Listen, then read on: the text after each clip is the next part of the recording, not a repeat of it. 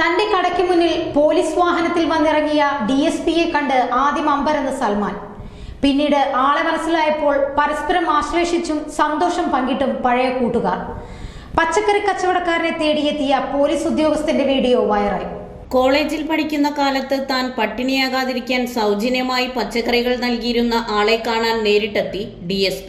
മധ്യപ്രദേശ് പോലീസിലെ സന്തോഷ് കുമാർ പട്ടേലാണ് കഷ്ടപ്പാടിന്റെ കാലത്ത് തന്നെ സഹായിച്ച സൽമാൻ ഖാൻ എന്ന പച്ചക്കറി കച്ചവടക്കാരനെ കാണാനെത്തിയത്. സൽമാനെ കാണുകയും ആശ്ലേഷിക്കുകയും ചെയ്യുന്നതിന്റെ വീഡിയോ സാമൂഹിക മാധ്യമമായ എക്സിലൂടെ സന്തോഷ് പങ്കുവയ്ക്കുകയും ചെയ്തു. വീഡിയോ ഇതിനകം തന്നെ വൈറലായി. मेरे को पहचानते हो? बिल्कुल अच्छी तरह से आपके लिए सब्जी लेने भी आते हैं मेरे पास। पहचानने मैं आपके लोगों के साथ लाइक भी करता था और ये आपसे मुलाकात नहीं हो पाती कि मैंने पहचान तो लिया। ये भाई अभी डर रहा था गाड़ी देख के, लेकिन वर्ष 2009 से लेके 13 तक हम यहीं रहे हैं। और जब कभी खाने के लिए पैसे नहीं होते थे तो एक भटा एक टमाटर ले जाते थे, ऐसी दोस्ती में दे देता था। कभी जब बंद करता था दुकान उस समय मेरे हिस्से का एक भटा और टमाटर जरूर निकालता था.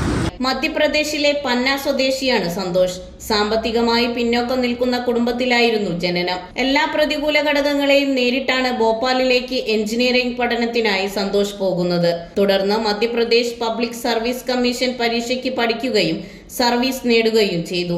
ഭോപ്പാലിലെ എഞ്ചിനീയറിംഗ് പഠനകാലത്താണ് ഞാൻ സൽമാൻ ഖാനെ കാണുന്നത്. ചിലപ്പോഴൊന്നും അത്താഴത്തിന് പോലും വഴിയില്ലായിരുന്ന കാലമായിരുന്നു അത്. എന്റെ സാഹചര്യം മനസ്സിലാക്കിക്കൊണ്ട് സൽമാൻ പച്ചക്കറികൾ സൗജന്യമായി തരുമായിരുന്നു. എല്ലാ രാത്രിയും വെണ്ടയ്ക്കയും തക്കാളിയും എനിക്കായി മാറ്റിവെക്കുമായിരുന്നു അദ്ദേഹം.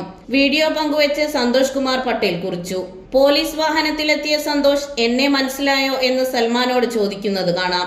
നല്ല പരിചയമുണ്ടെന്ന് സൽമാൻ പറയുന്നതും പിന്നീട് സന്തോഷ് വാഹനത്തിൽ നിന്നിറങ്ങി സൽമാനെ ആലിംഗനം ചെയ്യുന്നുമുണ്ട്.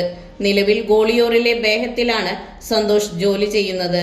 News desk news 99.